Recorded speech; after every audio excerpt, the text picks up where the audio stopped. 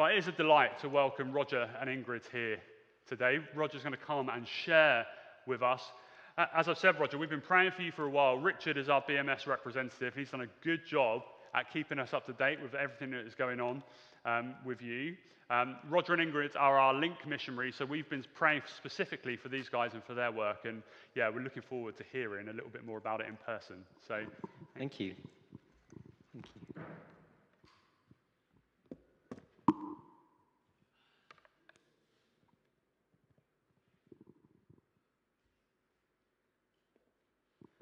Well, thank you very much. Thank you for the invitation. Thank you so much for your support as a church, and your prayers are very, very much valued. So my name is Roger Hamlett. You may have seen my wife and kids around about. Is there a... Can I get the first slide, please? So yeah, we're mission workers with BMS. And if you go to the next slide, there's a picture of us as a family. So yeah, my wife is Ingrid, and our two sons are Mark and Joel. Mark's 7 and Joel's 4. So they have come along with us on the journey of working with BMS. So my wife and I joined BMS in January 24, and we had 3 months at All Nations Christian College, sort of preparing for mission there. And then we had some time doing language study for where we were going to work. We have been working in Chad. So let me give you a picture of where Chad is on the map. So yeah, Chad's in Central Africa. It's a former French colony. So we had some French language study before moving there. So January 25, we moved to Chad. So what's Chad like? Can you get the next slide? It's very different to Plymouth. It's very hot, it's very dry, it's very sandy and dusty. Seeing camels was a bit of a novelty to begin with, but it's now become a normal thing. This picture on the screen there is from the school run. So our boys go to an international French-speaking school in the city centre, and so that picture's from taking them to school. Can I get the next slide? Another thing that's quite different is rubbish collection. There isn't any. So yeah, rubbish is just thrown around and sometimes burned, which isn't very good for air quality. Can I get the next slide? We tried to take a bit of our Britishness with us moving to Africa. So this is a picture of my wife Ingrid having cooked a roast. But what we're not so used to, if I can get the next slide, is that it's 45 degrees in the kitchen there. So dealing with the heat has been a challenge for us as Brits. So yeah, in the hot season, it will be 40, 45 degrees on a daily basis for a couple of months. So yeah, that's been a challenge for us. Can I get the next slide? So we are mission workers with BMS, and with BMS, we're seconded to work at Guinea-Bor 2 Hospital. It's a Christian mission hospital on the edge of N'Djamena City. That's the capital city of Chad. So the hospital opened in 2010 to seeing patients. There was a lot of work kind of preparing for that. But it's grown since then. It now has about 90 inpatient beds, and they deliver about 300 babies a month, so they're very busy in maternity. There's 145 Chadian staff at the hospital, and one of the things I really love about the Christian witness of the hospital is that there's 3 Ethiopian missionary chaplains. So they are Christians who've come from Ethiopia, been sent by their home church, and are living in the community and are chaplains to the hospital. So they sit with patients, pray with them, share the gospel, give out literature if people can read, or audio versions sometimes as well. So yeah, the Christian witness of the hospital is very precious, as well as the healthcare where they serve people in that way. Can I get the next slide? This is a picture of the hospital from the air. If I can get the next slide again, that red line shows the perimeter of the hospital sort of compound. Yeah, and then if I can get the next slide. So this is it just after rainy season, so it's a bit greener. So the hospital has a great reputation for orthopedic surgery, and they have a physiotherapy department already. So patients will travel 2 days or more to come to this hospital because of what they've heard of good health care from there. But what they don't yet have at this hospital is any prosthetics and orthotics. Can I get the next slide?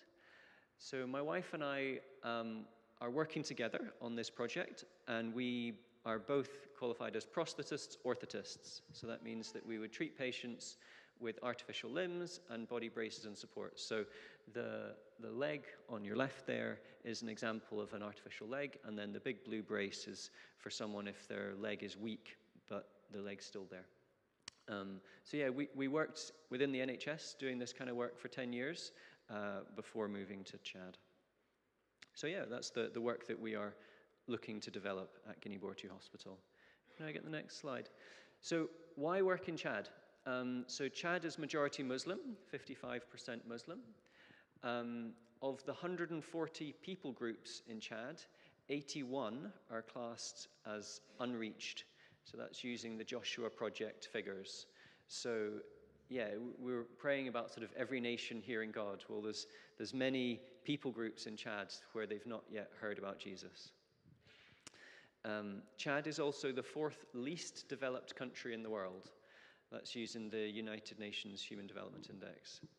So yeah, that figure is quite a bit to get your head around. So one aspect of it is around healthcare. So in 2020, in Chad, the government spent $40 per person on healthcare. And if you compare that to in the UK, it was well over 5,000. So that just gives you a comparison of what healthcare looks like in Chad as being very different to in the UK. So the young lad pictured here, I met him at Guinea-Bissau Hospital Orthopedic Clinic.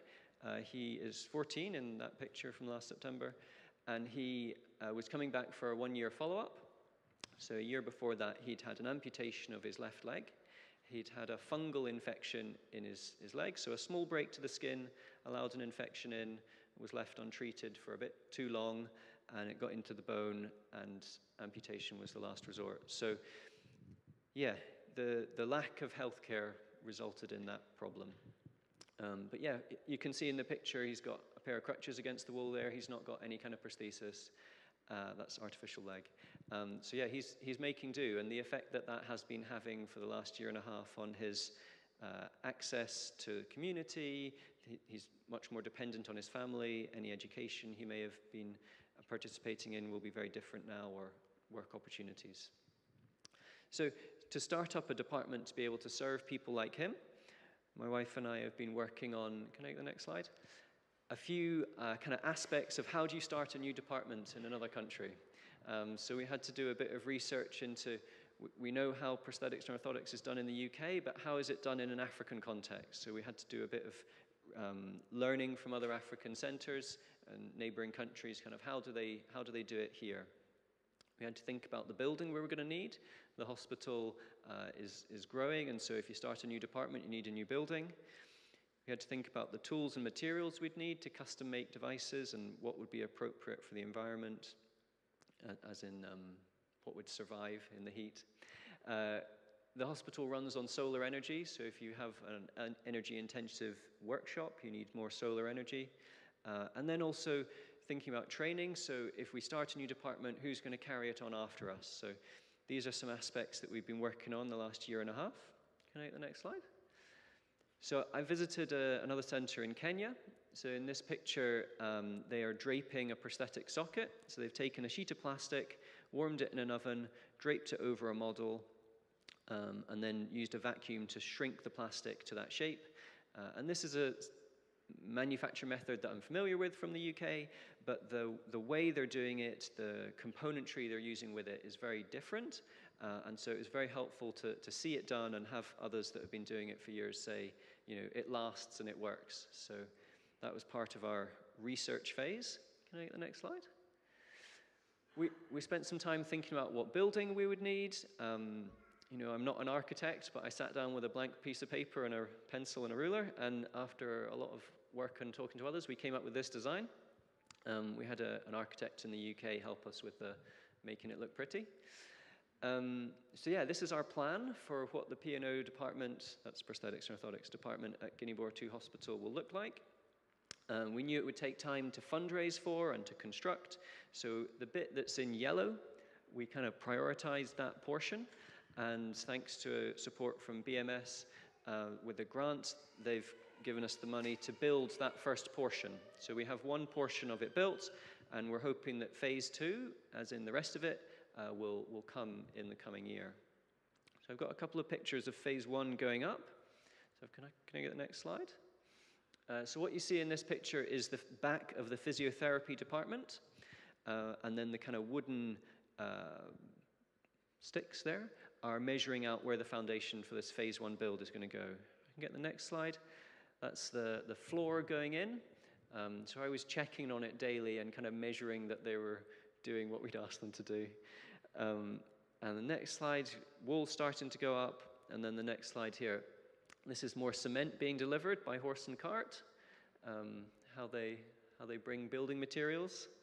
And the next slide, this is it finished off so far anyway. So that might look like the brickwork's a bit unfinished there at the top edge, and that's been very deliberately done so that when phase 2 building work happens, it will just carry on from the end of that building.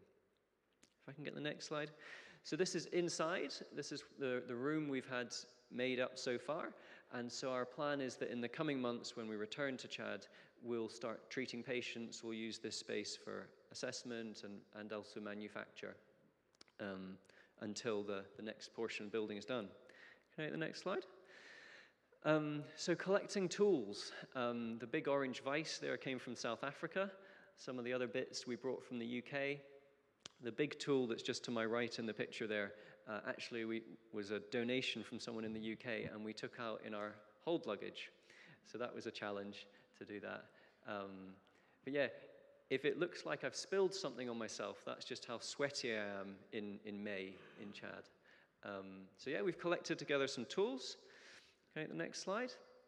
One of the things that we're really excited about is that we ordered some big machinery.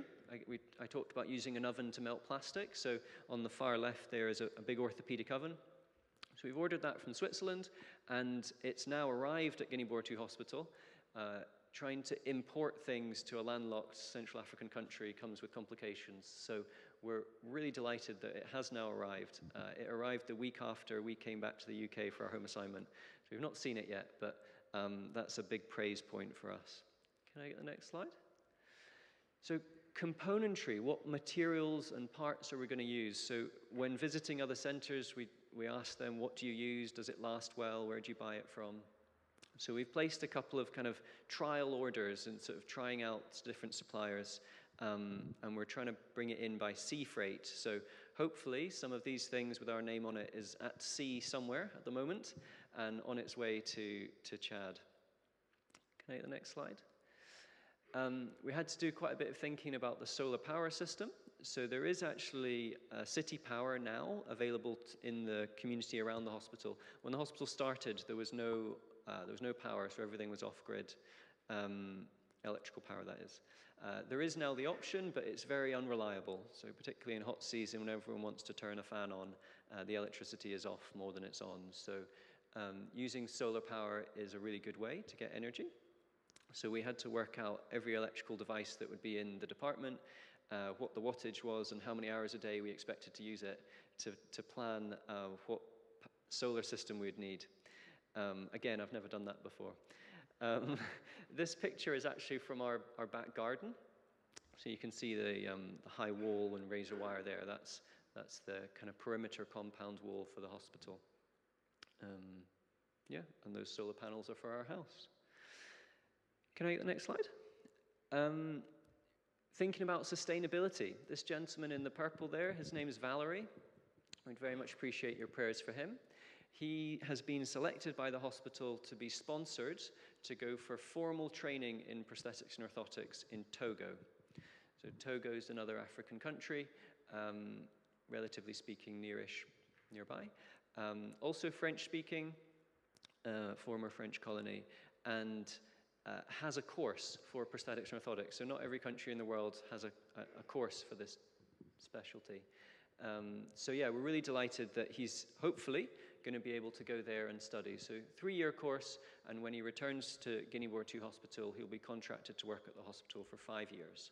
So he's a big part of our hopes for the future of the department, kind of after us, as it were. And can I get the next slide? So these 3 gentlemen here are the current physiotherapy department at the hospital. So we've been working with them a little bit, getting to know them and getting to know what kind of patients they're seeing. We hope and expect that when we start treating prosthetics and orthotics patients, those patients will also benefit from physiotherapy to kind of be a whole package in terms of rehabilitation care. So yeah, been getting to know them. And can I have the next slide? All of this has felt like a lot of preparation work.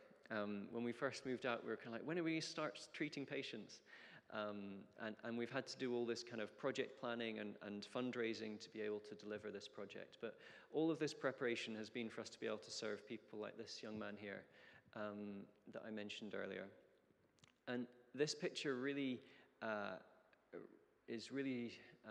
sort of pulls at my heartstrings, because not even his crutches are the same length as each other. So he's really just making do, and it would be so great to be able to serve him with some rehabilitation care that could really transform his life prospects. So yeah, that's what we're working towards. Can I get the next slide? So some praise points. We're so grateful to God for the phase 1 building being ready for us to use. We had a call from a colleague a month or so ago saying it's also watertight, so that's great. It wasn't raining in June when we left Chad, but it is now. The tools that we've ordered for the department are ready and there. The componentry that we've ordered we hope will come soon, but it's great that we've been able to start that process. And another huge praise point, just in the last 5 weeks, I think, 5 or 6 weeks, some fundraising applications that we'd done for the phase 2 building have come back positively. So that means that we should have all the money we need to build the next portion of the building. And so our plan is for that to start in October. So in the next year, we hope that that full building will be ready to use. And some prayer points. Next slide, please. So, like I mentioned, Valerie going for training, please pray for him. It's quite a big undertaking for him in terms of 3 years of training, but moving away from home, moving to another country. He has a young family that he's leaving in Chad, and he'll only be able to return to Chad once a year because of the cost of travel. So yeah, please pray for him. Pray that living away from home and studying goes well, and that he comes back ready to serve that hospital and that community. He's a lovely Christian man, and about 95% of the patients who come to Guinea-Bordeaux Hospital are Muslim.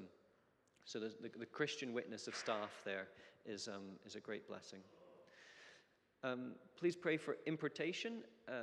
The stuff that we've ordered to come, we hope will come in September. But talking to other expats that have worked in Chad for a while, they've said if anything takes less than a year to come by sea freight, then that's a good job. So pray that it comes sooner than that. Another really big prayer point for us is around US citizen visas. So since June of last year, so just over a year now, US citizens have not been able to get visas for Chad, and US citizens make up more, or used to make up more than half of the Christian missionaries, or expat Christian missionaries in Chad. So yeah, a lot of missionaries have had to leave Chad because they can't get a visa anymore. And that's having an impact on many Christian ministries in Chad, but also the hospital where we work. So please pray for an exemption for those people to be able to get visas and return and minister and work in Chad. Please pray for political stability. There has been reasonable political stability the last year and a half that we've been living there, but just before we moved, there was an attack on the president's palace, which resulted in some kind of restrictions of moving around that part of town. So yeah, please pray for political stability, that there wouldn't be violence, that the issues going on. So Chad neighbors Sudan, where there's civil war, and also neighbors Nigeria, where there's a lot of instability due to Boko Haram in the north of Nigeria. So pray for Chad to be at peace. Can I get the next slide? Thank you so much to this church for your partnership, for your prayers for us. If people would like to partner with us directly, individually, you can do. There's a QR code, or there's these flyers at the back if anyone wants to know more about how they can do that. And yeah, last slide is just to say thank you. thank you for your prayers. We really appreciate it. The support from churches is what makes it possible for us to be serving where we're serving and kind of, part of the ministry of that hospital, both serving people with healthcare and also sharing the love of Jesus in that country. That's me done.